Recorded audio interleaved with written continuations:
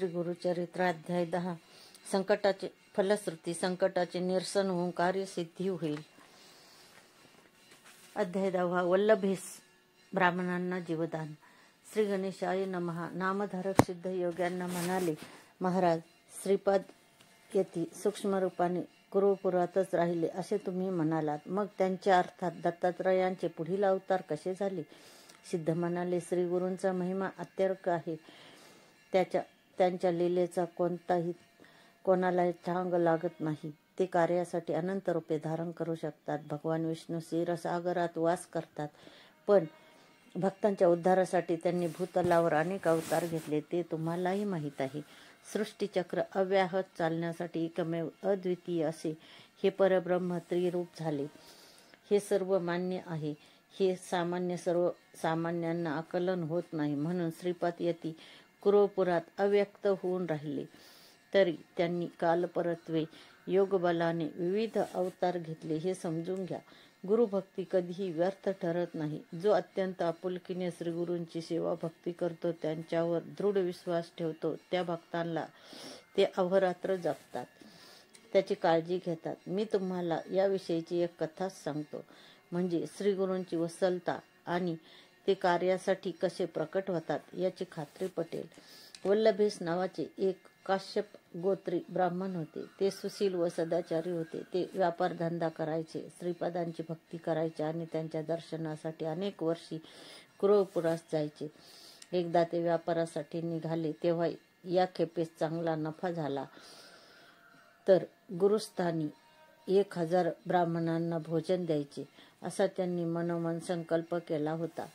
मार्गामध्ये ते श्रीपादांचे ध्यान करत होते। श्रीगुरूंच्या कृपेने त्यांच्या मालाची गावोगावी उत्तम विक्री झाली आणि त्यांना अपेक्षेपेक्षा जास्त नफा मिळाला। ते द्रव्य घेऊन ते कुरुपुरास निघाले। मार्गामध्ये काही चोरांनी त्यांना लुटायचे ठरवले आणि आम्ही श्रीपादांच्या दर्शनासाठी कुरुपुरात जात आहोत असे सांगून त्यांच्याबरोबर चालू लागले। रात्रीच्या सुमारास निर्जन स्थान पाहून त्यांनी त्यांचा वध केला आणि त्यांचे सर्व द्रव्य घेतले। त्याच क्षणी श्रीपाद धिप्पाड देह धारण करून त्यांच्या सन्मुख प्रकट झाले। रुद्राक्षधारी, भस्मधारी, जटाधारी आणि तीक्ष्ण त्रिशूळधारी अशा त्या साधूंचे डोळे संतापाने आग ओकत होते। ते भयंकर उग्र रूप पाहून तस्कर भयभीत झाले। श्रीगुरूंनी त्यांच्या त्रिशूळाने त्यांना क्षणार्धात ठार केले। तेव्हा एक तस्कर गयावया करत त्यांच्या चरणी लोटला आणि म्हणाला, मी निरपराध आहे, मला मारू नका। या ब्राह्मणांना मी मारलं नाही, माझे साथीदार त्यांना मारतील याची मला जराही कल्पना नव्हती। मी यांना वाचवू शकलो नाही, त्याबद्दल मला क्षमा करा। सर्वसाक्षी श्रीगुरूंनी त्यांचे अंतःकरण जाणले होते, म्हणून त्यांनी त्याला क्षमा केली। मग त्याच्या हाती थोडी विभूती दिली आणि म्हणाले, ही विभूती या ब्राह्मणावर टाक। त्याने त्यांची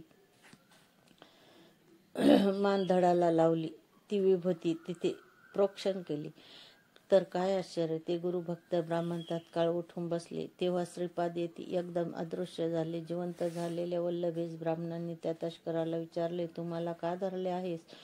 या सर्वांना कोणी मारले? त्याने त्यांना आधी घडलेली सर्व हकीकत सांगितली आणि म्हणाला, भगवान शंकरासारखे दिसणारे एक तपस्वी इथे आले होते। या तस्करांनी तुम्हाला ठार करून तुमचे धन चोरले, म्हणून त्यांनी त्यांना मारून तुम्हाला जिवंत केले। ते इथेच उभे होते, पण आता कुठे गेले काही कळलंच नाही। तुमची भक्ती थोर आहे, म्हणून तर ते तुमच्या रक्षणासाठी धावले। ते ऐकताच त्यांना मोठे आश्चर्य वाटले। भक्तवत्सल हे ब्रीद मिरवणाऱ्या श्रीगुरू श्रीपादांनीच हे काम केले आहे या श्रद्धेने त्यांचे डोळे भरून आले। आपले धन घेऊन ते कुरुपुरास गेले।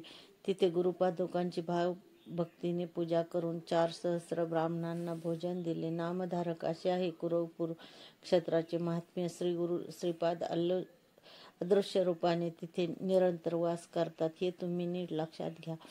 सद्भक्तांना त्यांच्या अस्तित्वाची आजही अनुभूती येते। श्रीपाद भक्त उद्धारासाठी लोकात प्रकट होतात। पुढे त्यांनी नृसिंह सरस्वती म्हणून अवतार घेऊन विलक्षण चरित्र दाखवले। नामधारक म्हणाले, सिद्धनाथ महाराज श्रीगुरूंचे लीला कर्तृत्व अचंबित करणारे आहे। आता मला नृसिंह सरस्वती स्वामींचे चरित्र ऐकवण्याची कृपा करा। अध्याय 11 फलश्रुती. संततीविषयी वाटणारी चिंता दूर होईल. अध्याय 11 नरहरी जन्माख्यान. श्री गणेशाय नमः. सिद्धयोगी नामधारकांना म्हणाले, कुरळपूर येथील मतिमंद ब्राह्मण पुत्र श्रीपादांच्या कृपाप्रसादाने विद्वान झाले. त्यानंतर त्यांच्या मातोश्रींनी गुरुआज्ञेनुसार आयुष्यभर शनी प्रदोष व्रत केले. दुसऱ्या जन्मात त्या करंज गावी वाजसनीय शाखेच्या ब्राह्मणाच्या कन्या झाल्या. अंबाभवानी हे त्यांचे नाव. त्यांचा त्याच गावातील माधव नावाच्या एका ब्राह्मणाशी विवाह झाला. हे दाम्पत्य नित्य प्रदोषसमयी शिवपूजन करत असे. शनिवारी आणि त्रयोदशीला त्यांच्याकडे विशेष शिवपूजा असायची. 16व्या वर्षी अंबा गरोदर राहिल्या. त्यांना एक तेजस्वी पुत्र झाले. ते जन्मापासूनच ओंकाराचा जप करत होते. ब्राह्मणांनी त्यांचे जातक वर्तवले. हे अवतारी पुण्यपुरुष आहेत. हे गुरु कृपेने लोकांना उपदेश करतील. हे अष्टसिद्धी व नवनिधीचे स्वामी होतील. त्यांच्या दर्शनाने लोक पावन होतील. हे संन्यासी होतील. ज्योतिषांनी त्या पुत्रांना आदराने वंदन केले. ते भविष्य ऐकून माधव व अंबा यांना आनंद झाला. त्यांनी त्यांचे नरहरी असे नामकरण केले. शालग्रामदेव हे त्यांचे जन्मनाव होते. नरहरी स्तनपान करत होता, पण अंबांना पुरेसे दूध येत नसल्याने त्याची भूक भागत नसे. म्हणून त्यांनी आपल्या पतींना दाई ठेवण्याचा विचार बोलून दाखवला. तेव्हा तान्ह्या नरहरींनी आपल्या उजव्या हाताने त्यांच्या स्तनाला स्पर्श केला. तेव्हा त्यांच्या दोन्ही स्तनातून दुधाच्या धारा वाहू लागल्या. हे पाहून मातापित्यांनी त्यांना वंदन केले आणि ही गोष्ट गुप्तच ठेवली. नरहरी कधीही पाळण्यात निजत नसत. त्यांना जमिनीवर खेळायला आवडायचे. ते 7 वर्षाचे होईपर्यंत ओंकाराशिवाय दुसरं काहीही बोलत नव्हते. म्हणून मातापित्यांनी त्यांना बोलते करण्याचा खूप प्रयत्न केला, पण उपयोग झाला नाही. यामुळे ते मुके आहेत की काय अशी चिंता वाटू लागली. 8व्या वर्षी त्यांची मुंज करावी लागणार होती. तेव्हा त्यांना गायत्रीचा उपदेश द्यायचा तरी कसा, हाच मुख्य प्रश्न होता. त्यांचे मुकेपण अंबांना सहन होईना. त्यावेळी त्यांना रडताना पाहून नरहरी घरातून लोखंडी वस्तू घेऊन आले. ती तत्काळ सोन्याची झाली. ते पाहून मातापित्यांना मोठे आश्चर्य वाटले. त्यांनी आणखी काही लोखंडी वस्तू त्यांच्या हाती दिल्या. त्याही सोन्याच्या झाल्या. तेव्हा उभयतांनी त्यांना दृढ आलिंगन दिले आणि म्हणाले, तुमचे बोल ऐकण्यासाठी आम्ही आतुरलो आहोत. नरहरी हसले. त्यांनी जानवे, शेंडी, कटी, मेखला यांच्या खुणा करून मी मुंज झाल्यावर बोलीन असे सुचवले. माधव आणि अंबा यांनी सुयोग्य मुहूर्त काढून नरहरीची मोठ्या थाटामाटात मुंज केली. त्यावेळी मंडपात जमलेल्या मंडळीमध्ये हे वीरपुत्र गायत्री मंत्र कसे म्हणणार अशी कुजबूज सुरू झाली होती. मौजी बंधनाचे सर्व विधी यथासांग पार पडले. माधवांनी नरहरींना गायत्रीचा उपदेश केला. तो त्यांनी मनोमन उच्चारला. मंत्रदीक्षा झाल्यावर त्यांच्या मातोश्री भिक्षा घेऊन आल्या. त्यांनी पहिली भिक्षा घालताच ते ऋग्वेद म्हणू लागले. दुसरी भिक्षा घालताच यजुर्वेद, तिसरी भिक्षा घालताच सामवेद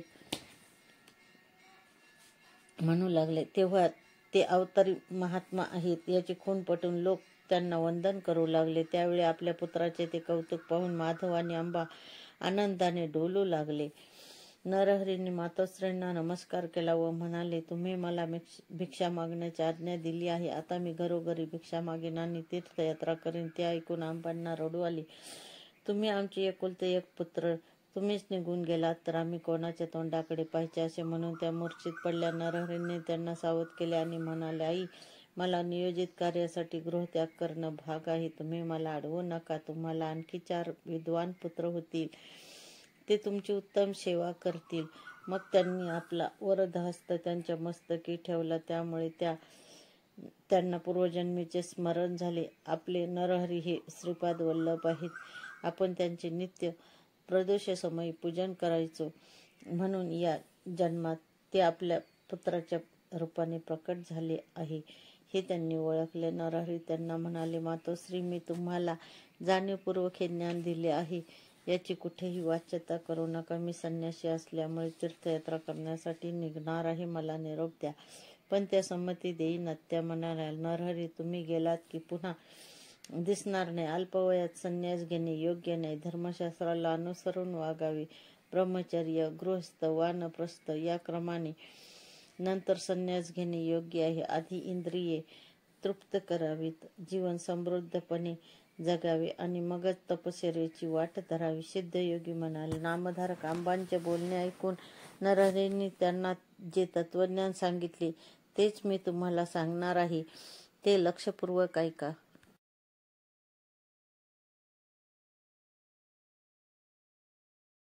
अध्याय 12. फलश्रुती. कर्तव्यपूर्तीसाठी केलेले प्रयत्न सफल होतील. अध्याय 12. नरहरींचा गृहत्याग. काशी क्षेत्री संन्यास ग्रहण. श्री गणेशाय नमः. सिद्धयोगी म्हणाले. नामधारक मातोश्रींनी श्रीहरींना संन्यास घेऊ नका असे सांगितले, पण ते म्हणाले, आई तुम्ही मला थांबायला सांगता, पण आयुष्याचा काय भरवसा, देह अनित्य आहे. म्हणून जोपर्यंत हा क्षणभंगूर देह साथ देत आहे तोपर्यंत धर्माने वागून पुण्यकर्मे करणे हे प्रत्येक मनुष्याचे आद्य कर्तव्य आहे. ज्याने मृत्यूला जिंकले आहे त्याने तुमचा उपदेश मानावा. सूर्य उगवतो आणि मावळतो त्याप्रमाणे आयुष्य क्षणक्षणी संपून जात असते. मनुष्य अल्पायुष्यी आहे, त्याचा देहही स्थिर नाही. जन्म, यौवन, प्रौढत्व, वार्धक्य, मृत्यू या त्याच्या सतत बदलत जाणाऱ्या अवस्था आहेत. सागराकडे धावणारी नदी पर्वताकडे परतून जात नाही, त्याप्रमाणे सरलेले आयुष्य परत मिळत नाही. म्हणून आयुष्य किती मूल्यवान आहे हे ओळखून वेळीच सावध व्हावे आणि प्रत्येक दिवस पुण्यकर्मांनी सार्थकी लावावा. जे लोक जीवित्वाचे मोल जाणत नाहीत ते प्रपंचालाच सर्वस्व मानतात, ते पशुच होत. पण ज्याला आत्मप्राप्ती अर्थात अमरत्व प्राप्त करायचे आहे त्याने अविलंब प्रयत्नरत व्हावे, वेळीच परमार्थ साधन करावे आणि स्वहित साधावे. मी तेच करणार आहे, म्हणून मला अडवू नका. नरहरीच्या मुखातील ती बोधवचने ऐकून त्याचे मातापिता व उपस्थित लोक थक्क झाले. तेव्हा आंबा काकुळतीने म्हणाल्या, नरहरी तुम्ही माझे कुलदैवत आहात आणि मला 4 पुत्र होतील असे वचन दिले आहे. म्हणून मला एक पुत्र होईपर्यंत थांबा आणि त्यानंतर जा. आता शब्द मोडून गेलात तर मी प्राणत्याग करेन. नरहरी म्हणाले, ठीक आहे, मी वर्षभर इथे राहतो. तुम्हाला 2 पुत्र होतील, मग मला आज्ञा द्या. 7 वर्षाच्या नरहरीचे चतुर्वेदाचे अगाध ज्ञान पाहून विद्वान पंडितही आश्चर्यमुक्त होत असत. त्यांची कीर्ती व कर्तृत्व पाहून मातापित्यांना मोठे समाधान वाटत असे. यथावकाश आंबा गर्भवती राहिला.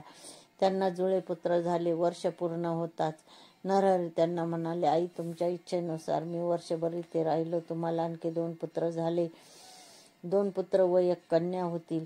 ही सर्व अपत्ये मानी, सदाचारी, दीर्घायुष्यी होतील. आता मला निरोप द्या. माधव आणि आंबांना वाईट वाटले. ते म्हणाले, नरहरी आम्ही पुत्र म्हणून तुमच्यावर रागावलो असू. आमच्याकडून अन्य प्रमादही घडले असतील, पण त्याबद्दल आम्हाला क्षमा करा. तुम्ही अवतारी पुरुष असलात तरी आम्हाला तुमची चिंता वाटणारच, म्हणून आम्हाला दर्शन देत राहा. नरहरी म्हणाले, तुमची भावना मी जाणतो, म्हणून तुम्ही ज्या ज्या वेळी माझे स्मरण कराल त्या त्यावेळी तुम्हाला भेटण्यासाठी येईन. तुम्ही सुखात आनंदात जगाल. मी तुम्हाला 30 वर्षांनी पुन्हा येऊन भेटेन. आता मला निरोप द्या. मी बदरिकावनास जाणार आहे. नरहरी ग्राम सोडून निघाले तेव्हा अनेक लोक त्यांच्या दर्शनासाठी आले. माधव आणि आंबा त्यांना निरोप देण्यासाठी नगरवेशीपर्यंत गेली. नरहरींनी त्यांना श्रीपाद वल्लभ आणि दत्तात्रयांच्या रूपात दर्शन दिले. तेव्हा दोघांनाही धन्य धन्य वाटले. नरहरी आधी काशीला गेले. तिथे विश्वनाथाचे दर्शन घेऊन काही काळ राहिले. तिथे कृष्ण सरस्वती नामक एक वयोवृद्ध तपोवृद्ध यती होते. नरहरी हे महात्मा आहेत हे त्यांच्या लक्षात आले. ते काशीतील यतींना विद्वानांना म्हणाले, नरहरी लहान असले तरी ते पराकोटीचे ज्ञानी व महातपस्वी आहेत. जगाने वंदन करावे अशा योग्यतेचे आहेत. कलियुगात संन्यास धर्माचा लोप झाला आहे, त्यामुळे त्यांनी संन्यास दीक्षा घेतली तर संन्यास परंपरा उजळून निघेल. ते गुरुपदाचे अधिकारी आहेत. लोकांना अनुग्रह देण्यास समर्थ आहेत. ते लोकांना पावन करतील आणि पाखंड्यांची तोंडे बंद करतील. हा विचार सर्वांना पटला. मग काशीतील शास्त्री पंडित तपस्वी यती यांनी नरहरींची भेट घेतली आणि म्हणाले, सध्या संन्यास घेणे निषिद्ध मानतात. लोक संन्याशांवर टीका करतात. ते कुठंतरी थांबलं पाहिजे. म्हणून तुम्ही संन्यास दीक्षा घेऊन या प्राचीन परंपरेचा उद्धार करा. आश्रमास पुन्हा प्रतिष्ठा मिळवून द्या. त्यांची विनंती मान्य करून नरहरींनी कृष्ण सरस्वतींकडून विधिवत संन्यास दीक्षा घेतली. नरहरी नृसिंह सरस्वती झाले. ते ऐकून नामधारकांनी विचारले, नरहरी हे दत्ताचे अवतार आणि स्वतः जगद्गुरु असूनही त्यांनी गुरु का केले? कृष्ण सरस्वतीची गुरुपरंपरा काय आहे? सिद्ध म्हणाले, श्रीकृष्ण जगच्चालक असूनही सांदीपनींना गुरु करून त्यांनी गुरुपदाचे व गुरुपरंपरेचे महात्म्य अबाधित ठेवले. नरहरींनी तेच केले. त्यांच्या परंपरेचे मूळ गुरु शंकर, त्यांचे शिष्य विष्णू, त्यांचे शिष्य ब्रह्मदेव, या क्रमाने वशिष्ठ, शक्ती, पराशर, व्यास, शुक्र, गौडपादाचार्य, गोविंदाचार्य, शंकराचार्य, विश्वरूपाचार्य, ज्ञानबोधगिरी, सिद्धगिरी, ईश्वरतीर्थ, नृसिंहतीर्थ, विद्यातीर्थ, शिवतीर्थ, भारतीतीर्थ, मलयानंद, देवतीर्थ सरस्वती, यादवेंद्र सरस्वती व कृष्ण सरस्वती अशी गुरु-शिष्य परंपरा आहे. संन्यास घेतल्यानंतर श्री गुरु नृसिंह सरस्वतींनी काशीमध्ये ज्ञानदानाचे महत्कार्य केले. अनेकांनी त्यांचे शिष्यत्व पत्करले. मग शिष्यासह तीर्थयात्रा करत ते प्रयागास गेले. तिथे माधव नामक ब्राह्मणांनी त्यांच्याकडून संन्यास दीक्षा घेतली.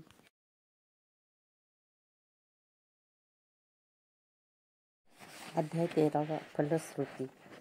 आरोग्य प्राप्ती होईल. पचनक्रियेच्या तक्रारी दूर होतील. अध्याय 13. श्री गुरूंच्या कृपेने विप्रवर्याचा उदरशूळ गेला. श्री गणेशाय नमः. सिद्ध म्हणाले, नामधारक, प्रयागातील वास्तव्यात श्री गुरु नृसिंह सरस्वतींनी एकूण 7 जणांना संन्यास दीक्षा दिली. माधव सरस्वती, बाळ सरस्वती, कृष्ण सरस्वती, उपेंद्र सरस्वती, सदानंद सरस्वती, ज्ञानज्योती सरस्वती व सिद्ध ही त्यांची नावे आहेत. त्यानंतर शिष्यासमवेत ते दक्षिणयात्रेस निघाले. फिरत फिरत ते आपल्या जन्मगावी करंजास आले. तिथे आपल्या आईवडिलांना व भावंडांना भेटले. त्यांनी घरोघरी जाऊन पूजेचा स्वीकार केला. माधव आणि अंबा यांनी त्यांना उद्धार करण्याची विनंती केली. तेव्हा ते म्हणाले, मी तुमचा पुत्र असून संन्यास घेतला आहे, म्हणून तुम्हाला मोक्ष मिळेल. तुम्ही काशी क्षेत्री देह ठेवाल. ते ऐकून उभयता कृतकृत्य झाली. श्री गुरूंच्या रत्नाई नावाच्या भगिनी होत्या. त्यांनी संन्यास घेण्याची इच्छा व्यक्त केली. तेव्हा श्री गुरु म्हणाले, तुम्ही पतीची सेवा करा, संसार करा. तुम्हाला पूर्वजन्मीचे दूषित संचित कर्म अजून भोगायचे आहे. तुमचे पती तुमचा त्याग करून तापसी होतील. तुम्हाला कुष्ठ होईल. त्या रोगजर्जर अवस्थेत तुम्हाला माझे पुनश्च दर्शन होईल. मग तुम्ही गाणगापूर क्षेत्री जा. तिथे भीमा अमरजा संगमावर पापविनाशी तीर्थात स्नान केल्यावर तुम्ही पापमुक्त व्हाल. त्यानंतर श्री गुरु आपल्या शिष्यासह त्र्यंबकेश्वरास आले.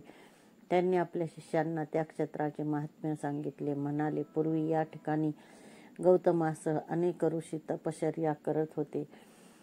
एकदा काही ऋषींच्या मनात गंगा भूलोकी आणल्यास लोकांचे कल्याण होईल असा विचार आला. तेव्हा त्यांनी एक मायावी गाय निर्माण केली आणि ती गौतमाच्या शेतात शिरून साळीचं पीक खाऊ लागली. तिला घालवून देण्यासाठी गौतमांनी दर्भाची एक काडी तिच्या दिशेने भिरकावली. अन्य ऋषींच्या मायाशक्तीने तिचे शस्त्रात रूपांतर झाले. त्याच्या आघाताने ती गाय मरण पावली. त्या गोहत्येच्या पापनिष्कृतीसाठी ऋषीजनांनी गौतमांना गंगेला भूलोकी आणून तीत स्नान करायला सांगितले. तेव्हा त्यांनी तपश्चर्येने शिवजींना प्रसन्न करून गंगेला मनुष्याच्या पापक्षालनासाठी त्र्यंबक क्षेत्री प्रकट करण्यास सांगितले. त्याप्रमाणे त्यांनी तिला तिथे अंशतः प्रकट केली.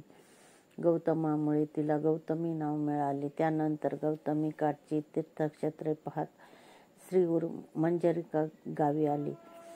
तेथील माधवारण्य नावाचे भक्त त्यांची नित्य मानस पूजा करत असत. श्री गुरूंनी त्यांना प्रेमाचे दर्शन दिले आणि ही मानस पूजा तुम्ही नित्य करत राहा. तुम्हाला दत्तात्रयाचे प्रत्यक्ष दर्शन होईल आणि ब्रह्मलोकी सद्गती मिळेल असा आशीर्वादही दिला. त्यानंतर श्री गुरु वासर ब्रह्मेश्वर स्थानी गेले. तेथील नदीत शिष्यासह स्नान केले. तेवढ्यात पोटदुखी असह्य झालेले एक ब्राह्मण काठावर येऊन गडबडालू लागले. त्यांच्या अन्नाशी उभे वैरच होते. ते फलाहारच करायचे. ते महिना पंधरवड्याने जेवले तरी पोटदुखी असह्य व्हायची.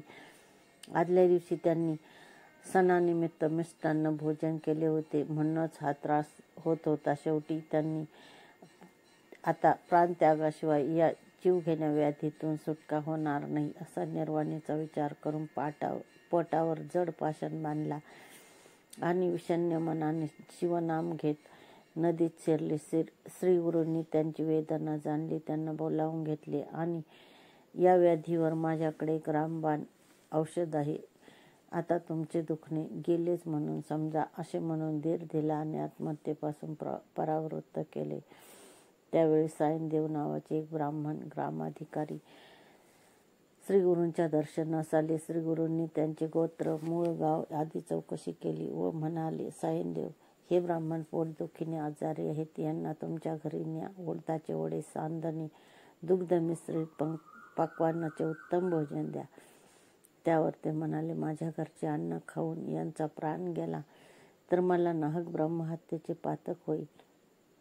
तेव्हा श्रीगुरू म्हणाले, उगीच संशय घेऊ नका, सांगितल्याप्रमाणे करा. ते म्हणाले, स्वामी, या ब्राह्मणासमवेत तुम्ही सर्वांनी माझ्या घरी भोजन करून मला उपकृत करा.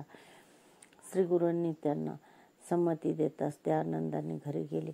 स्नान संध्यादी नित्यकर्मे झाल्यावर श्रीगुरू आपले शिष्य व उदरशूळ झालेल्या त्या ब्राह्मणांना घेऊन सायनदेवाच्या घरी गेले. सायनदेव आणि त्यांची पत्नी जाखाई यांनी त्यांची पूजा केली. श्रीगुरूंनी त्यांना तुमच्या वंशात गुरुभक्तीची परंपरा निरंतर चालू राहील असा वर दिला. त्या दोघांनी सर्वांना आग्रहाने पोटभर खाऊ घातले. श्रीगुरूंच्या आज्ञेने ते व्याधीग्रस्त ब्राह्मणही मनसोक्त जेवल्या व त्यांच्याच कृपाप्रसादाने पूर्णतः बरे झाले. नामधारक हा चमत्कार मी स्वतः पाहिला आहे. गुरुकृपेने जन्मांतरीचे दोष जातात, मग व्याधी कशी राहणार? अध्याय 14. फलश्रुती. आकस्मिक आलेल्या संकटाचे निवारण होईल, रक्षण होईल. अध्याय 14. सायनदेवांचे प्राणसंकट टळले.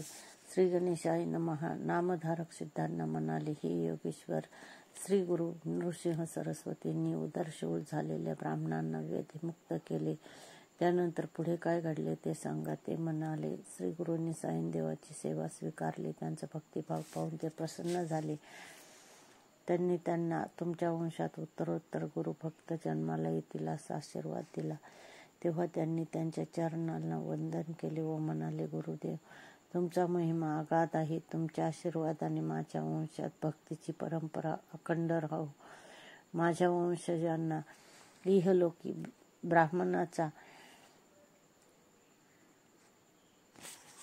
इहलोकी सर्व प्रकारचे सौख्य लाभो आणि त्यांना सद्गती प्राप्त हो. पण सध्या मी अतिशय बिकट परिस्थितीत आहे. मी ज्या यवनाकडे नोकरी करतो तो अत्यंत क्रूर आहे. तो दरवर्षी ब्राह्मणांचा घात करतो. आज त्याने मलाच मारायचे ठरवले आहे. मी त्याच्याकडे गेलो की माझा घात निश्चित आहे. मग तुमचे वचन खरे कसे होणार? तेव्हा श्रीगुरूंनी आपला वरदहस्त त्यांच्या मस्तकी ठेवला व म्हणाले, सायनदेव, चिंता करू नका. निश्चित होऊन जा त्या यवनाकडे. तो तुम्हाला सन्मानाने परत पाठवेल. तुम्ही परत येईपर्यंत मी इथंच थांबणार आहे. तुम्ही माझे भक्त आहात आणि तुम्हाला पुत्रपौत्राधिक सर्व सौख्य प्राप्त होणार आहे. श्रीगुरूंनी अभय दिले आणि सायनदेवांची काळजीच मिटली. ते यवनाकडे गेले. त्यांच्या रूपाने आपल्या समोर साक्षात काळच उभा आहे असं त्यांना वाटलं. त्यावेळी त्या यवनाने त्यांच्याकडे पाहिले तर काय अग्नीसारखे भयंकर तेजस्वी डोळे,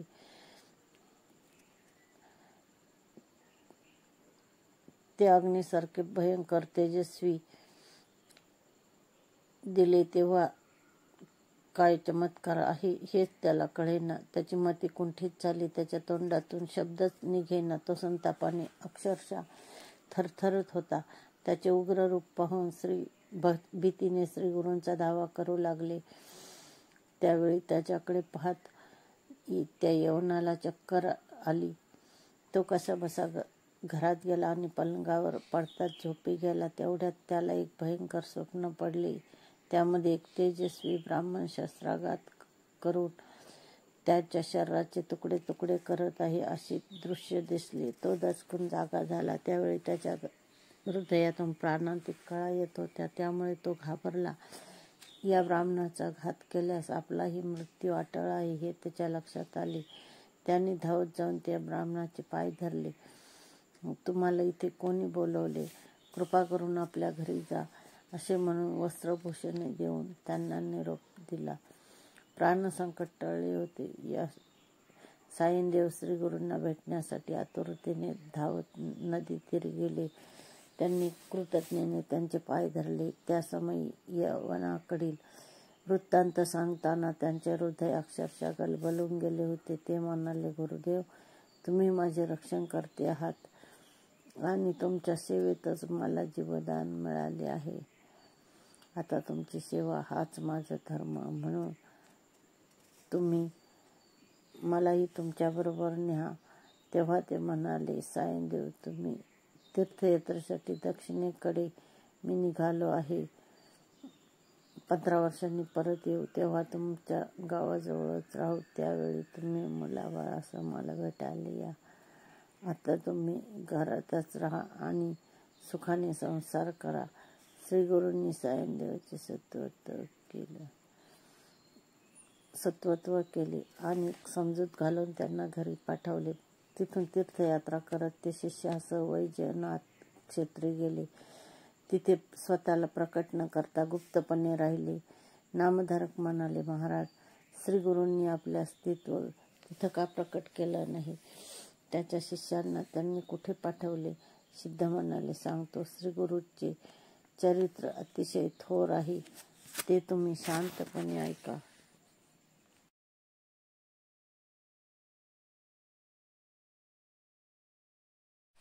अध्याय 15. फलश्रुती. तीर्थक्षेत्रांची यात्रा घडेल. साधनेसाठी एकांत मिळेल. अध्याय 15. श्रीगुरूंचे वैजयंती क्षेत्री गुप्त वास्तव्य. श्री गणेशाय नमः. सिद्ध म्हणाले, नामधारक, तुम्ही खूपच चांगला प्रश्न विचारला आहे. आता मी काय सांगतो ते लक्षपूर्वक ऐका. तुम्ही परशुरामांनी समस्त पृथ्वी क्षत्रिय रहित केली. ती ब्राह्मणांना दान देऊन ते पश्चिम समुद्रावर गेले. पण त्यानेही ब्राह्मणांचे समाधान झाले नाही. ते अधिक जमीन मिळावी म्हणून त्यांच्यापाशी गेले. त्यांचा लोभ पाहून ते कंटाळले आणि त्यांचा त्रास टाळण्यासाठी सागरात असलेल्या एका बेटावर जाऊन राहिले. साधूचे महात्म्य वाढले की साधू, असाधू, धूर्त, हौशे, नवशे, गवशे असंख्य लोक त्यांच्या दर्शनासाठी गर्दी करतात. त्या प्रत्येकाचे काही ना काही गारहाणी असते. त्यांना त्या साधूच्या कृपेने आपली अडचण दूर व्हावी असं वाटत असते. हे चक्र कधीही थांबत नाही. प्रश्न वरदान देण्याचा नसतो, तर त्यांच्यापैकी योग्य कोण, अयोग्य कोण हे पाहणे गरजेचे असते. या सर्व गोष्टीमुळे साधूंना तपश्चर्येसाठी वेळ किंवा एकांत मिळत नाही. श्री गुरु नृसिंह सरस्वतींना ही गोष्ट चांगली माहीत होती. म्हणूनच लोकांचा उपद्रव होऊ नये यासाठी ते वैजनाथ क्षेत्री गुप्त रूपाने राहिले. त्यावेळी त्यांनी आपल्या शिष्यांनाही दूर ठेवले. त्या सर्वांना पाचारण करून ते म्हणाले, आता तुम्ही सर्वजण तीर्थयात्रेत जा आणि भारतभर भ्रमण करून नंतर श्रीशैल पर्वतावर या. शिष्य म्हणाले, गुरुदेव, सर्व तीर्थे गुरूंच्या चरणाशीच वास करतात असे श्रुती व पुराणे सांगतात. शास्त्राचेही तसेच आहे. मग आपण का दूर लोटता? कृपा करून आमची उपेक्षा ठेवू नका. तेव्हा ते म्हणाले, तुम्ही संन्यासी आहात हे लक्षात घ्या. संन्याशांनी 5 दिवसाच्या वर एकाच ठिकाणी राहू नये असा संकेत आहे. त्या नियमाचे पालन केलेच पाहिजे. म्हणून तीर्थयात्रा करावी. चंचल संन्यास आवरून ते स्थिर करावे आणि त्यानंतरच एका जागी वास्तव्य करावे. लोक उपकारासाठी अनुभव घ्यावा आणि धर्माचे ज्ञानही आवश्यक आहे. म्हणूनच मी तुम्हाला तीर्थयात्रेसाठी पाठवत आहे. पुढे यात्रा पूर्ण करून तुम्ही बहुधान्य संवत्सरात श्रीशैल क्षेत्री या. तिथे आमची भेट होईल. शिष्य म्हणाले, गुरुदेव, तुमची आज्ञा आम्हाला प्रमाण आहे. आता आम्ही कोणकोणत्या तीर्थस्थानी जावे याविषयी मार्गदर्शन करा.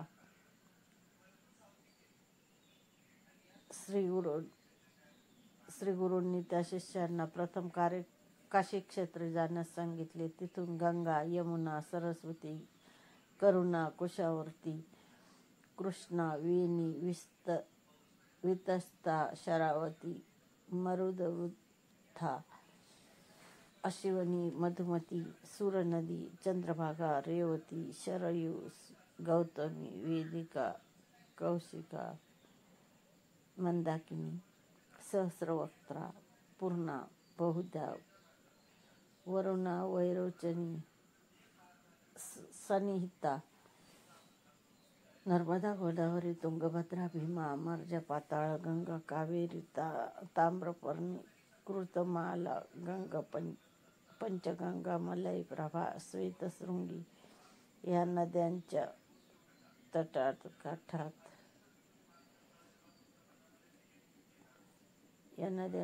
तटाक यात्रा कराव्यात. म्हणजे अनेक तीर्थांचे दर्शन घेता येईल असे सांगितले. नदीमध्ये स्नान करावे, आजूबाजूची गावे आणि परिसर पाहावा. प्रत्येक ठिकाणी कृच्छ व्रत करावे आणि मग त्रिवेणी संगमावर स्नान व तप करावे. मग कोणत्या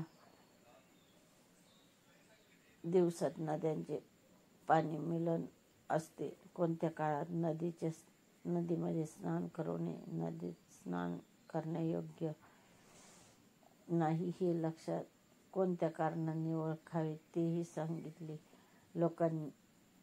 त्यांनी आपल्या शिष्यांना नैमिषारण्य, पुष्कर, बद्री, केदार, कुरुक्षेत्र, महाले, सेतुबंध, रामेश्वर, मातृकेश्वर, कोटी, कुब्ज, कोकामुखी, प्रसाद, विजय, जगन्नाथपुरी, गोकर्ण, शंखकर्ण, अयोध्या, मथुरा, द्वारका, गया, शाळीग्राम, भीमेश्वर, कुशतर्पण, रामेश्वर,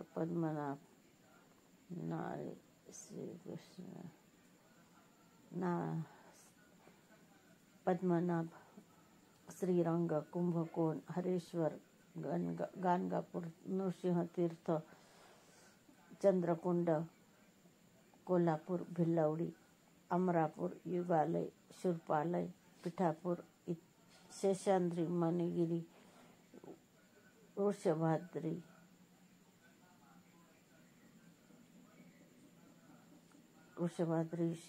श्रीशैल व मल्लिकार्जुन अशा अनेक तीर्थस्नानांची महती सांगून तिथे जाण्याची आज्ञा केली. श्रीगुरूंचा निरोप घेऊन ते तीर्थयात्रेसाठी गेले. यानंतर श्रीगुरूंनी वैजनाथ इथेच गुप्तपणे निवास केला. शर्यतीने अध्याय संपला. अध्याय 16. फलश्रुती. गुरुसेवेत प्रमाद घडणार नाहीत. गुरुकृपेची प्रचिती येईल.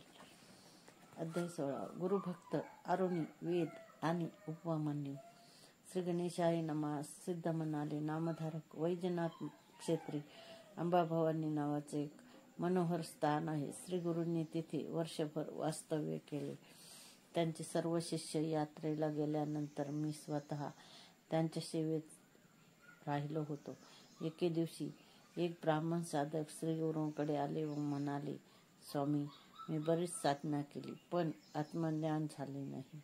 त्यामुळे मनशांती नाही. कृपया मला मार्ग दाखवा. माझे गुरु निष्ठुर आहेत. त्यांनी मला ज्ञान दिले नाही, कष्ट होऊन मात्र घेतले. त्यामुळे मी रागाने त्यांचा त्याग करून आलो आहे. तेव्हा श्री गुरु म्हणाले, महोदय, गुरुचा त्याग म्हणजे आत्मघात. माझ्या दृष्टीने तुम्ही गुरुद्रोही आहात. जो गुरुंना सर्वभावी शरण जातो, गुरु आज्ञेचे तत्परतेने पालन करतो, त्या शिष्याला ज्ञान, सिद्धी, देवाचे आशीर्वाद या सर्व गोष्टी अनायासे प्राप्त होतात. मी तुम्हाला आदर्श गुरुभक्तीचे एक उदाहरण सांगतो, ऐका. द्वापर युगात द्वारकेत धौम्य नावाचे ऋषी राहत होते. त्यांचे अनेक शिष्य होते. आरुणी, वेद आणि उपमन्यू ही त्यांच्यापैकीच तिघे. धौम्य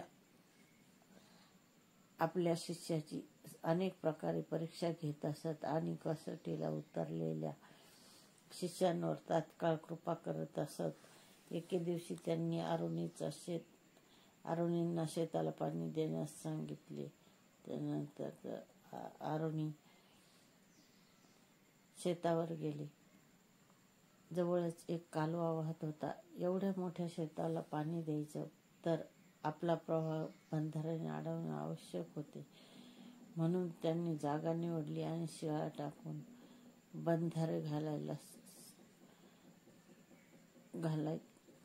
सुरुवात केली. बंधारे घालण्याचे प्रयत्न ते करू लागले.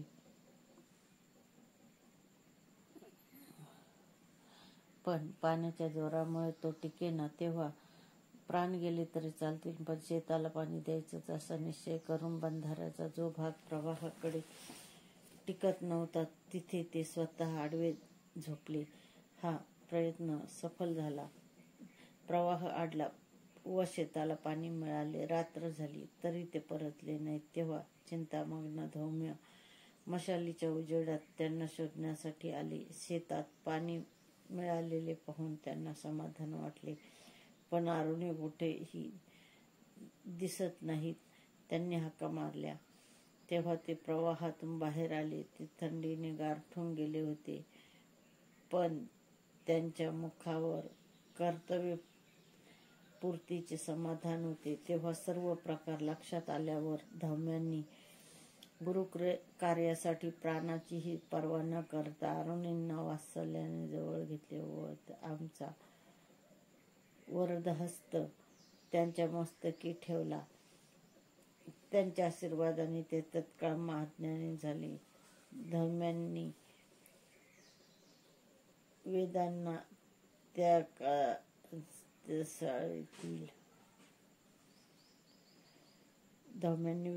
त्या शेतातील साळीच्या पिकाची राखण करायला सांगितली. पीक तयार झाल्यावर त्यांनी कापणी व झोडपणी करून खळ्यात धान्याची रास तयार केली. मग ते आश्रमात आले. धौम्यांनी त्यांना रेडा जुंपलेला एक गाडा दिला. तो घेऊन ते शेतात गेले. त्यात 2 खंडी साळी भरली. आश्रमाकडे निघाले, पण रेड्याला गाडा ओढवेना. मग जोखडात मान अडकूनही तेही गाडा ओढू लागले. मार्गात रेडा चिखलात गुंतला असता त्यांनी त्याला सोडवले आणि महत्प्रयासाने गाडा बाहेर काढला. त्यानंतर त्यांनी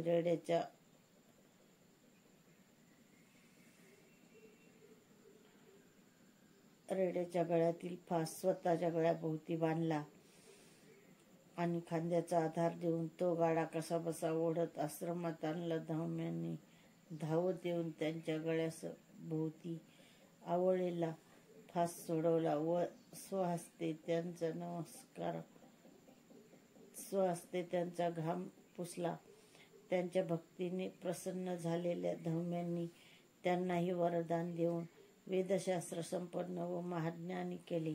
उपमन्यू धौम्याची गुरे राखायची आणि त्यांच्या अतिखाण्याने बुद्धीला जडत्व येऊन त्यांची विद्याभ्यासातही प्रगती होणार नाही, म्हणून आश्रमातून त्यांना मोजकेच अन्न दिले जायचे. म्हणून भूक भागवण्यासाठी ते भिक्षा मागायचे. ही गोष्ट धौम्यांना कळताच त्यांनी ती भिक्षा आश्रमात आणून देण्याचे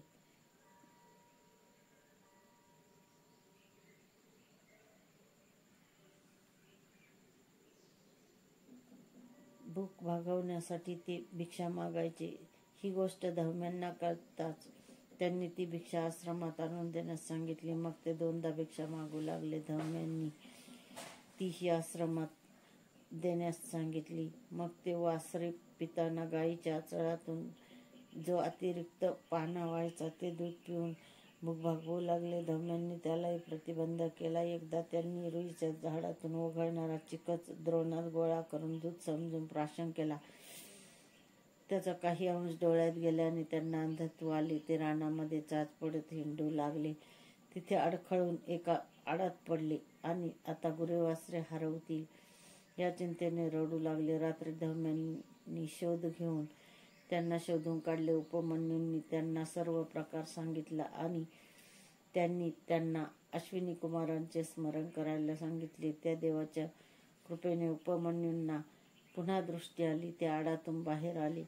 ते अत्यंत प्रामाणिक आणि भोळे होते. त्यांनी भूक भागवण्यासाठी अन्य पर्याय शोधले, पण गुरुआज्ञेचे कधीही उल्लंघन केले नाही. त्यामुळे प्रसन्न झालेल्या धम्यांनी त्यांनाही ज्ञानसंपन्न केले. या उपमन्यूची खूप कीर्ती झाली. श्री गुरु म्हणाले, विप्रवर्य, अशा प्रकारे विनम्र भाव आणि पराकोटीची श्रद्धा असणाऱ्यांना गुरुकृपेची लवकर प्रचिती येते. पण तुमच्यासारख्या अधमांना शेवटी नरकच प्राप्त होणार. तेव्हा ते ब्राह्मण पश्चातापाने प्राणत्यागास उद्युक्त झाले. त्यावेळेच त्यांचा मनोभाव जाणून श्रीगुरूंनी त्यांचे सांत्वन केले आणि आपला वरदहस्त त्यांच्या मस्तकी ठेवून त्यांना सज्ञान केले. मग श्रीगुरूंच्या आज्ञेने त्यांनी त्यांच्या गुरूंची क्षमा मागितली आणि निर्मळ भावाने त्यांची सेवा करू लागले. त्यानंतर श्रीगुरूंनी कृष्णा नदीच्या पश्चिम तीरावर वसलेल्या भिल्लवडी गावी वास्तव्य केले. अध्याय संपला. अध्याय 17. फलश्रुती. विद्याभ्यासात प्रगती होईल, कलांमध्ये प्रावीण्य मिळेल. अध्याय 17. ब्रह्मचार्यांना ज्ञानप्राप्ती. श्री गणेशाय नमः. सिद्ध म्हणाले, नामधारक कृष्णा नदीच्या पश्चिम तीरावर वसलेल्या भिल्लवडी गावाजवळ भुवनेश्वरी देवीचे देऊळ आहे. ते एक प्राचीन सिद्धस्थान आहे. तिथे असलेल्या औदुंबरापाशी श्रीगुरूंनी वास्तव्य केले. बहुत काळ ते गुप्त रूपानेच वावरले. ते सामान्य तपस्व्याप्रमाणे स्नान संध्या करत असत, जप तप व्रते करत असत आणि गावात हिंडून भिक्षा मागत असत. चातुर्मासाचे सर्व दिवस त्यांनी अनुष्ठानातच घालवले. ते ऐकून नामधारक म्हणाले, महाराज, श्री गुरु नृसिंह सरस्वती हे तर परमात्मा स्वरूपात पूर्ण सिद्ध होते, तरीही त्यांनी अनुष्ठाने केली, भिक्षा मागितली, असे त्यांनी का केले? सिद्ध म्हणाले, ज्ञानप्राप्ती झाली तरी तपश्चर्या सोडू नये. समाजात मान्यवर लोक जसे आचरण करतात त्यांचेच सामान्य लोक अनुसरण करत असतात, हे तुम्ही लक्षात घ्या. आता भिक्षेविषयी सांगायचे तर ती एक पवित्र वृत्ती आहे. संन्याशांनाही परिग्रह न करणे, भिक्षेवरच उदरनिर्वाह करणे आणि सर्व काळ साधनामग्न राहणे हाच त्या आश्रमाचा धर्म आहे. दत्तात्रय व शंकर हेही भिक्षा मागतात. त्याचे हेच कारण आहे. भिक्षेसाठी हिंडताना निज कृपेने भक्तांचा व दीनार्तांचा उद्धार करणे हाच मुख्य उद्देश असतो. श्रीगुरु भिलवडीमध्ये गुप्तपणे राहत असले तरी त्यांची सत्कीर्ती व्हायची ती झालीच. त्यांचे महात्म्य लोकांमध्ये कसे प्रकट झाले ते ऐका. कोल्हापुरात एक वेदशास्त्र संपन्न ऋग्वेदी ब्राह्मण राहत होते. त्यांना विद्वजनांमध्ये फार मान होता. त्यांचे पुत्र बुद्धिहीन मूर्ख होते. त्यांचे पिता ते लहान असतानाच वारले असल्याने त्यांच्या आप्तांनीच त्यांचे पालनपोषण केले व कुलाचाराला अनुसरून 7व्या वर्षी त्यांचे मुंज करून त्यांना शिकण्यासाठी अध्यापकांकडे पाठवले. पण त्यांची विद्याभ्यासात प्रगती झाली नाही. शिकवलेले काही त्यांच्या लक्षात राहत नसे. ब्राह्मणांना विद्या यायलाच हवी, याशिवाय त्यांचा उदरनिर्वाह कसा होणार या मंदपणामुळे लोक त्यांना अडाणी म्हणून हिणवायचे. तेव्हा ते म्हणायचे, मी पूर्वजन्मी विद्यादान केले नसेल म्हणून या जन्मात मला विद्याभ्यास येत नाही. त्याला मी तरी काय करू? आता तुम्हीच काहीतरी उपाय करा. त्यावर लोक हसून म्हणायचे, तुम्हाला पुढच्या जन्मीच विद्या येईल. या जन्मी तुम्ही भिक्षेवरच पोट भरा. अशा प्रकारे सातत्याने अवहेलना होऊ लागल्याने ते ब्राह्मण कुमार अतिशय दुःखी झाले. विद्या येत नाही याची खंत करत गाव सोडून निघाले. त्यांच्या मनात एकसारखे आत्महत्येचे विचार येत होते. रात्रीच्या सुमारास ते भिलवाडीस आले. तिथे भुवनेश्वरीचे दर्शन घेतले आणि त्यांनी अन्नोदक टाकले आणि त्याच्या समोर धरणी धरून बसले. ते आक्रोश करून सातत्याने विनवणी करत होते. आई, सर्वांनी माझी हेटाळणी केली, पण तुम्ही तरी उपेक्षा करू नका. मला मार्ग दाखवा, माझ्यावर कृपा करा. असे 3 दिवस लोटले. शेवटी अगदीच निरुपाय झाला तेव्हा ते देवींना म्हणाले, तुम्ही स्वप्नात येऊन मार्गदर्शन कराल असे मला वाटत होते, पण तुम्हीही पाठ फिरवलीत. आता मी काय करू, कुठे जाऊ? थांबा, मी तुम्हाला माझी जीभच अर्पण करतो, पण त्यानंतरही कृपा केली नाही तर हे शिरच तुमच्या चरणी वाहीन. मग त्यांनी खरोखरच आपली जीभ कापली आणि देवमूर्तीला चरणी वाहिली. तो त्यांचा निर्धार पाहून देवींना करुणा आली. त्याच रात्री त्यांच्या स्वप्नात गेल्या आणि म्हणाल्या, बाळ, माझ्यावर रागावू नका. कृष्णेच्या पश्चिम तीरावर औदंबराखाली एक महातपस्वी अवतारी पुरुष वास्तव्यात आहेत. त्यांना शरण जा, तेच तुमची इच्छा पुरवतील. त्या दृष्टांताने ब्राह्मण कुमारांना जाग आली. देवींना वंदन करून ते कृष्णा नदीच्या दिशेने धावले. प्रवाहात झेप घेऊन पलीकडे गेले. तिथे औदंबराखाली श्री गुरु नृसिंह सरस्वती स्वामी महाराज बसले होते. त्यांना पाहताच त्यांना अत्यानंद झाला. त्यांनी त्यांचे पाय धरले. जीभ नसल्यामुळे त्यांना बोलता येत नसले तरी अंतर्ज्ञानी श्री गुरूंनी त्यांचा मनोभाव जाणला. त्यांनी त्यांना आपला वरदहस्त त्यांच्या मस्तकी ठेवला आणि काय आश्चर्य, त्यांना पुन्हा जीभ आली. वेद, शास्त्रे, पुराणे, तर्कशास्त्र, भाष्य, व्याकरण सर्व ज्ञान प्राप्त झाले. परिस्पर्शाने लोखंडाचे सुवर्ण व्हावे तसे श्री गुरूंच्या पुनीत स्पर्शाने त्या ब्रह्मचार्यांना पांडित्य प्राप्त झाले. सिद्ध म्हणाले, नामधारक असा आहे गुरुचा महिमा. ते ज्या ठिकाणी राहतात त्या स्थानालाही महत्त्व प्राप्त होते. अशा रीतीने अध्याय संपला. अध्याय 18. फलश्रुती. कर्जमुक्ती लवकर होईल, घरात चोरी होणार नाही. अध्याय 18. गरीब ब्राह्मणाचे दारिद्र्य घालवले. मराठी श्री गुरुचरित्र मराठी अनुवाद. श्री गणेशाय नमः. नामधारक सिद्ध योग्यांना म्हणाले, महाराज, श्री गुरु नृसिंह सरस्वतीचे चरित्र इतके श्रवणीय आहे की ते कितीही ऐकले तरी मनाचे समाधान होत नाही. तरी कृपा करून पुढील कथा सांगा. ते म्हणाले, भिलवाडीत काही काळ वास्तव्य करून श्री गुरु कृष्णेच्या काठाकाठाने पदभ्रमण करत कृष्णा, वरुणा, संगमेश्वर येथे गेले. तिथून पुढे कृष्णा पंचगंगा संगमावर गेले. शिवा, भद्रा, भोगावती, कुंभी आणि सरस्वती याच त्या पंचगंगा आहेत. हे संगम क्षेत्र दक्षिण वाराणसी म्हणून प्रख्यात आहे. याचे महात्म्य प्रयाग कुरुक्षेत्राहून जास्त मानतात. इथे स्नान केल्याने 6 प्रकारच्या महापातकांचा नाश होतो. इथे अमरेश्वराचे मंदिर असून त्यांच्या दर्शनाने जीवाला अमरत्व प्राप्त होते. इथे पवित्र औदुंबर वृक्ष आहे. इथे 64 योनी नित्य निवास करतात.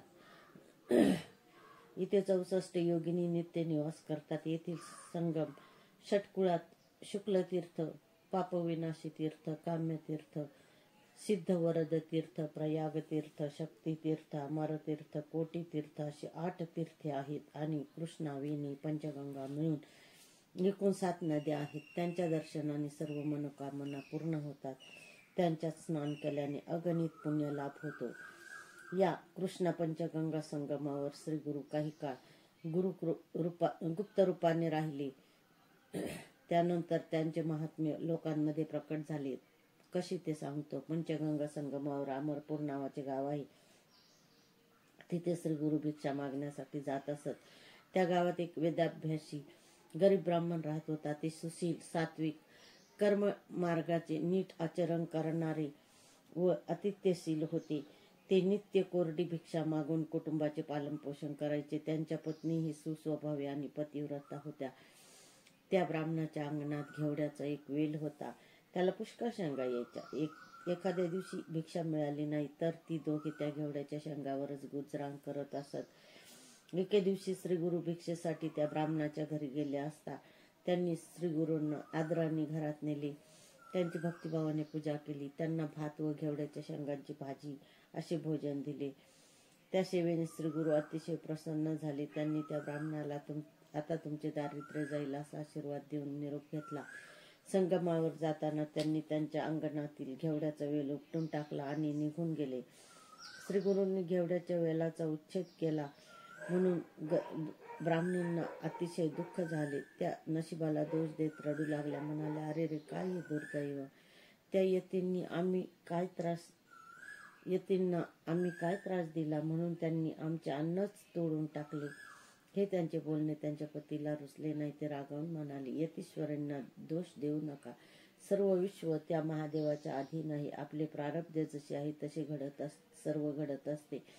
ते घडवून आणण्यासाठी तेच कोणाला तरी निमित्त करतात. पूर्वजन्मी आपण जी काही बरी वाईट कर्मे केलेली असतात त्याचीच परिणती म्हणून या जन्मात सुख दुःखे प्राप्त होत असतात. जे पेरावे तेच उगवते. मग त्यासाठी इतरांना कशासाठी दोष द्यायचा? ते यतीश्वरांनी आपल्याकडे भोजन केले हे आपले सद्भाग्य. तसेच त्यांनी आपल्याला दरिद्र मुक्तीचा आशीर्वादही दिला आहे. असे असताना तुम्ही त्यांच्याबद्दल अनुचित बोलणे योग्य नाही. त्याबद्दल नंतर त्या ब्राह्मणांनी तो सर्व वेल एकत्र करून नदीच्या पात्रात टाकला. त्या वेलाचे मूळ खूप खोलवर गेले होते. ते तरी कशाला ठेवायचं म्हणून ते जमीन खणू लागले. त्यांनी त्या वेलाचे मूळ उपटून काढले तेव्हा त्याखाली एक कुंभ सापडला. त्यांनी तो घरात नेला आणि त्याच्या तोंडावरची वेळणी सोडली तर काय आश्चर्य! त्यात भरपूर द्रव्य भरलेले होते. ते पाहून त्या दोघांच्या आनंदाला पारावार उरला नाही.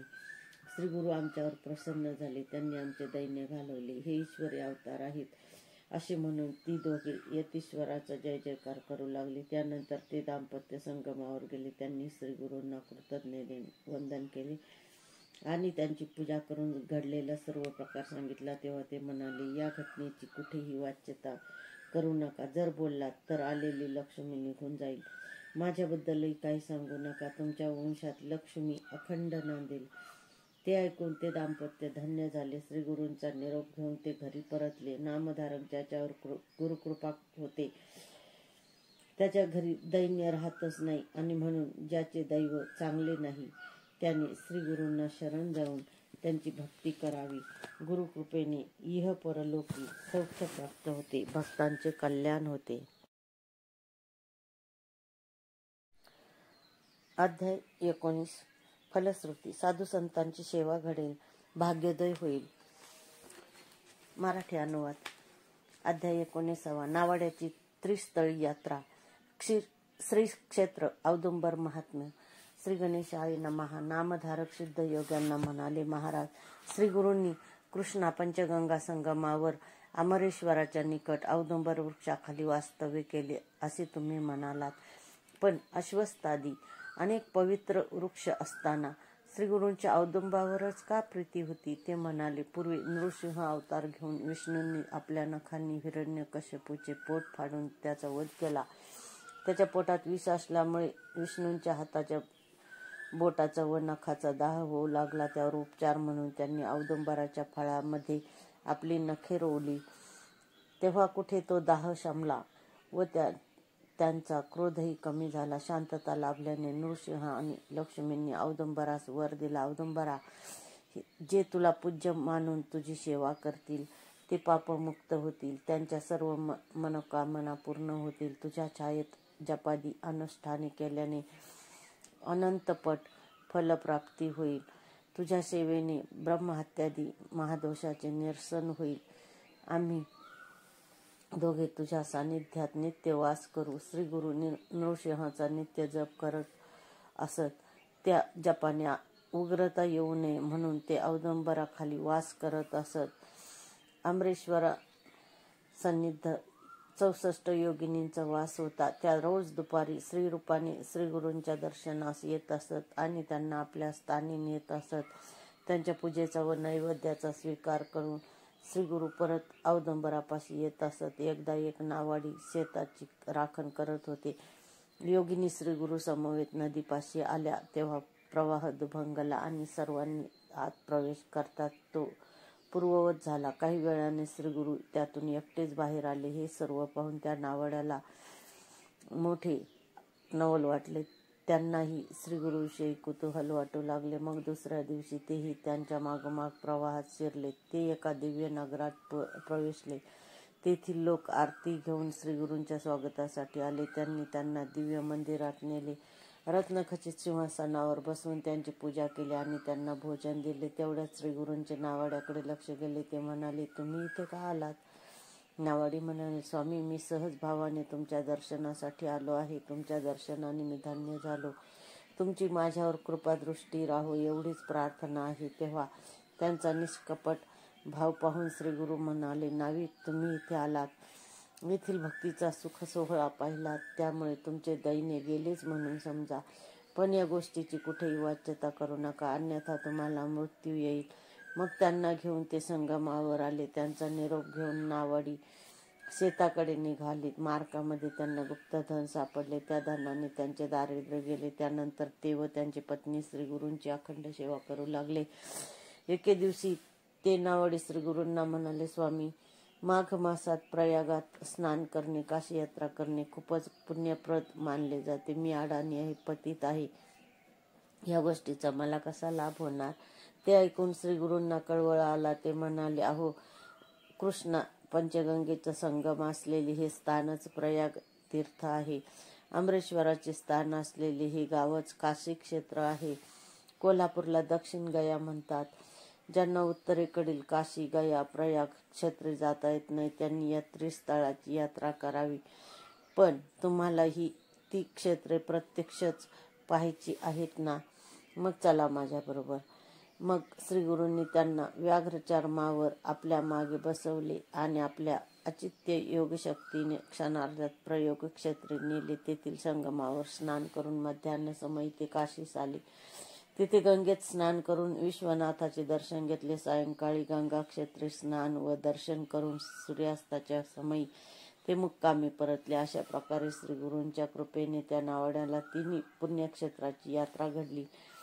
औदुंबर क्षेत्री श्रीगुरूंची खूपच कीर्ती झाली. त्यानंतर अन्यत्र जाण्याचे ठरवून त्यांनी अमरेश्वराचा निरोप घेतला. तेव्हा 64 योगिनींना खूपच दुःख झाले.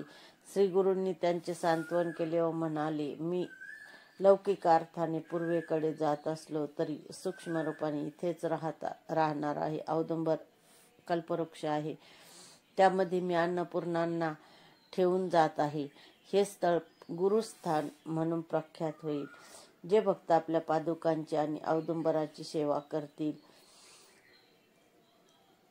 जे भक्त माझ्या पादुकांची व औदुंबराची सेवा करतील त्यांना तुम्ही सहाय्य करा. त्या भक्तांचे सर्व इष्ट मनोरथ पूर्ण होतील. येथील अन्नपूर्णा देवीची आराधना केल्याने 4ही पुरुषार्थ साध्य होतील. इथे चंद्रग्रहण, सूर्यग्रहण, संक्रांत, सोमती अमावस्या आणि व्यतिपातादी पर्वणी काळी स्नान केल्याने स्वर्गातील मंदाकिनीच्या तीरी ब्राह्मणांना सहस्रश अलंकृत कपिला गायीचे दान केल्याचे पुण्य मिळेल. इथे औदुंबराखाली जप, होम, मानसपूजा, रुद्रपाठ, ब्राह्मण पूजन, प्रदक्षिणा केल्याने कोटीपट पुण्य मिळेल.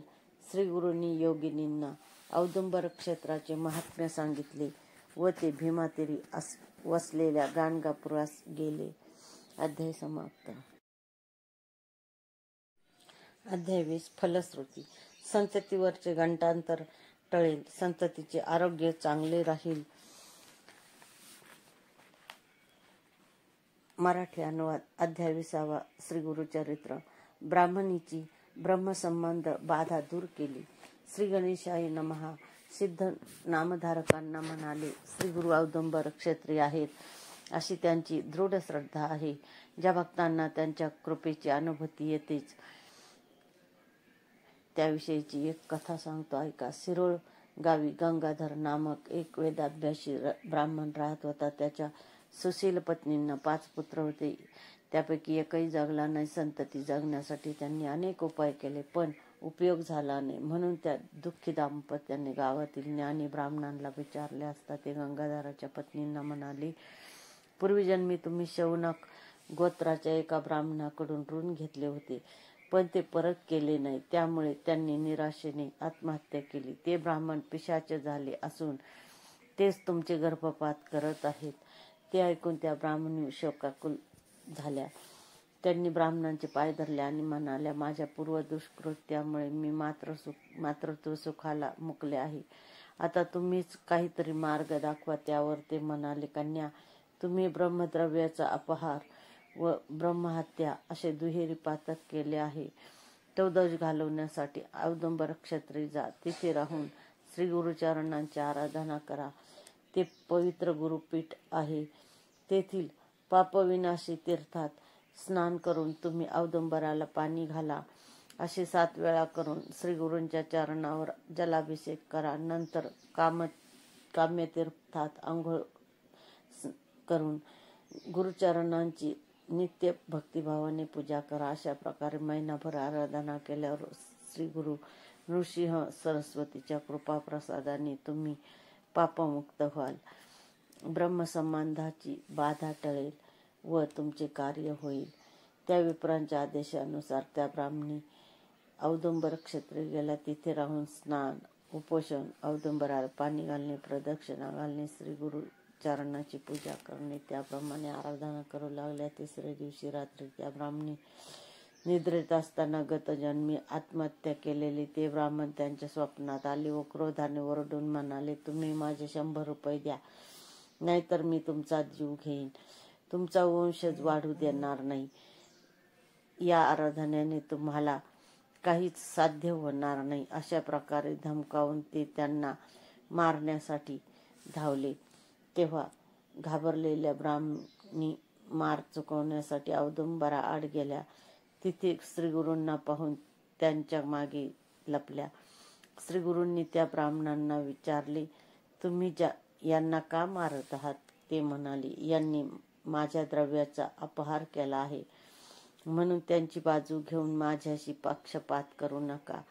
ते उर्मट भाषण ऐकून श्रीगुरु संतापले. ते त्यांना खडसावून म्हणाले, या कन्या माझ्या भक्त आहेत. त्यांना त्रास दिला तर माझ्याशी गाठ आहे. ते यथाशक्ती जे द्रव्य देतील ते घ्या आणि यांना सोडा. माझे ऐकाल तर पिशाच योनीतून सुटका होऊन तुम्हाला तुम्हाला सद्गती मिळेल. ऐकले नाही तर भक्ताचे रक्षण करण्यास मी समर्थ आहे, हे लक्षात ठेवा. ते ऐकून ते वरमले. त्यांनी श्रीगुरूंना वंदन करून त्यांचे म्हणणे मान्य केले.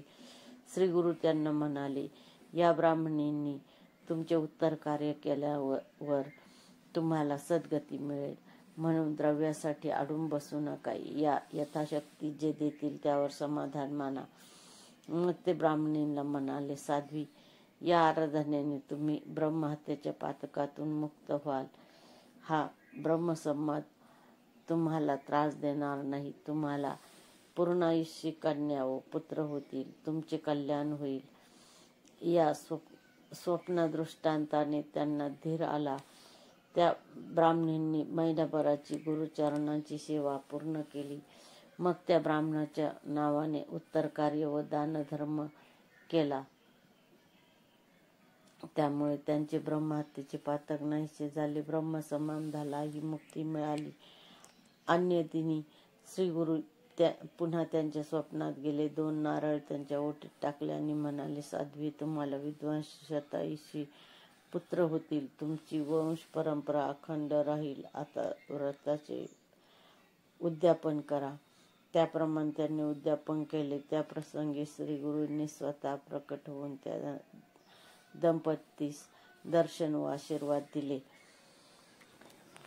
पुढे श्रीगुरूच्या कृपेने त्या ब्राह्मणांना जुळे मुलगे झाले. ज्येष्ठ पुत्राचा व्रतबंध करून धाकट्या पुत्राचा त्याच्या 3ऱ्या दिवशी चौल कर्म करण्याचा त्या दंपतीचा बेत होता. त्याचप्रमाणे त्यांनी सर्व तयारी केली. पण चौल कर्माच्या आदल्या दिवशी मध्यरात्रीस त्या मुलाच्या हातापायांना धनुर्वाताने आकडी आली. त्यानंतरचे 3 दिवस मरणप्राय वेदना सहन केल्यावर चौथ्या दिवशी सायंकाळी तो गतप्राण झाला. तेव्हा त्या दाम्पत्याला मोठा धक्काच बसला. गुरुदेव, तुमच्या कृपा प्रसादाने झालेल्या व तुम्ही दीर्घायुष्याचे वरदान दिलेल्या या माझ्या पुत्राला असे अल्पायुषी मरण आलेच कसे? आज तुमच्या वचनाला कमीपणा आला असे म्हणत त्या ब्राह्मणी प्रेताला कवटाळून रात्रभर रडत होत्या. आपल्या मुलावर संस्कार करूच द्यायचे नाहीत असा अंत्यसंस्कार करू द्यायचे नाहीत असा निश्चय करून त्यांनी ते प्रेत वस्त्राने स्वतःच्या छातीशी बांधून ठेवले. लोकांनी त्यांना खूप समजावलं, पण व्यर्थ. दुपार झाली तरी ते हट्ट सोडेनात. त्यामुळे लोक संभ्रमात पडले. त्यांना दोष देऊ लागले. इतक्यात काही श्री गुरु नृसिंह सरस्वती बालब्रह्मचार्यांच्या रूपात त्यांच्यापाशी आले. त्यांनी त्यांना सांत्वनपर बराच उपदेश केला. अध्याय समाप्त.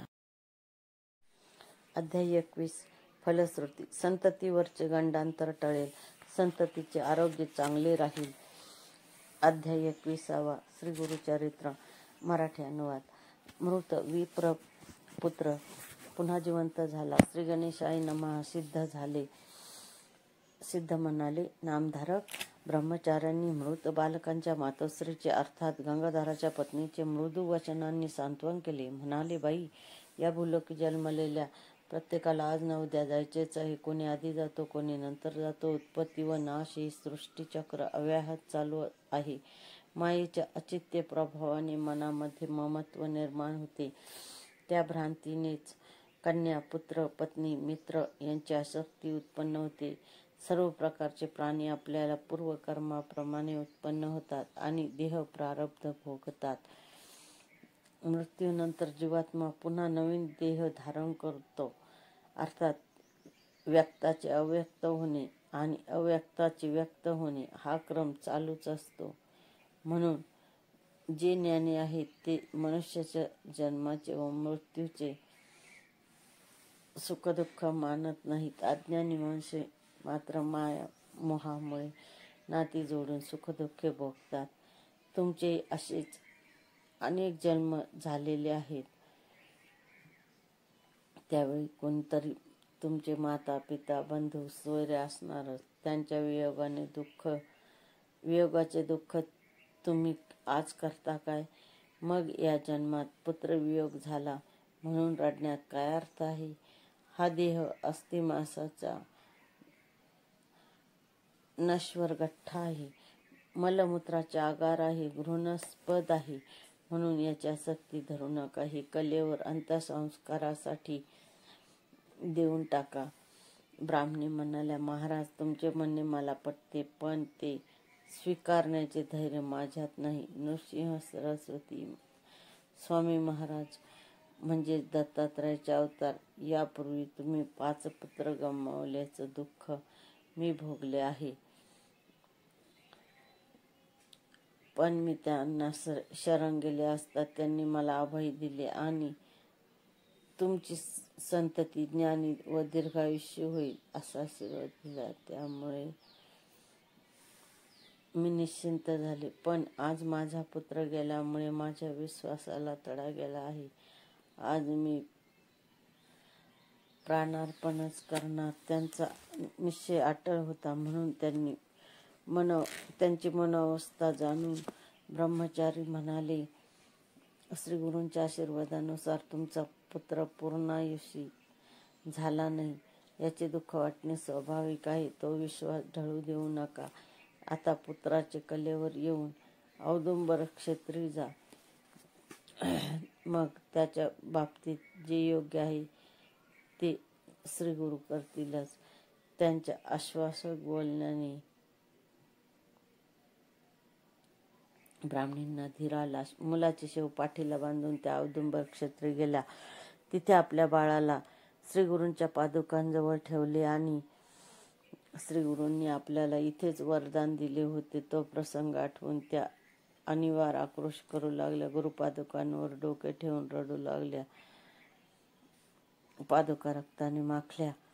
त्या समयी त्यांचे पती व आप्तजनही बरोबर आले होते. त्यांनी त्यांची वारंवार समजूत काढली होती आणि अंत्यसंस्कारासाठी प्रेताची मागणी केली, पण त्या ऐकेनात. रात्र झाली. त्यांचा हट्ट पाहून लोक कंटाळले आणि उद्या सकाळी काय करायचं ते ठरवू असा विचार करून मुक्कामी गेले. ब्राह्मण व ब्राह्मणी कलेवरचे रक्षण करत तिथेच शोक करत बसून राहिली. तिसऱ्या प्रहरी ब्राह्मणींना ग्लानीने गाढ झोप लागली. तेव्हा त्यांना एक स्वप्न पडले. त्यात जटा, भस्म, रुद्राक्ष धारण केलेल्या व्याघ्रचर्म पांघरलेले त्रिशूळधारी असे एक दिव्य शिवयोगी दिसले. ते त्यांना म्हणाले, कन्या, तुम्ही मला व्यर्थ दोष देत आहात. तुमच्या मुलाला काय झाले आहे? थांबा, मी याला जिवंत करतो. मग त्यांनी झोळीतील भस्म त्याच्या सर्वांगाला लावले आणि त्याच्या मुखातून प्राणवायूचा संचार केला. मग हा पहा, मी तुमचा पुत्र जिवंत केला आहे असे म्हणून ते अदृश्य झाले. ब्राह्मणी खडबडून जाग्या झाल्या. त्यांनी प्रेताकडे पाहिले तर काय आश्चर्य! तो मुलगा हळूहळू उठून बसला व त्यांच्यापाशी येऊन म्हणाला, आई, मला भूक लागली आहे, दूध दे ना. तेव्हा त्यांचा व त्यांच्या पतीच्या डोळ्यावर विश्वासच बसेना. त्यांनी त्याला छातीशी कवटाळून अश्रूंनी न्हाऊ घातले. त्या सुखाची काय वर्णन करावे! ब्राह्मणींनी मुलाला यथेच्छ स्तनपान दिले. त्या समयी श्रीगुरूंबद्दलच्या कृतज्ञ भावाने त्यांचे अंतःकरण भरून आले. त्या दोघांनी औदुंबराला प्रदक्षिणा घातली, श्रीगुरूंची अपार स्तुती केली. मग गंगेत स्नान केले.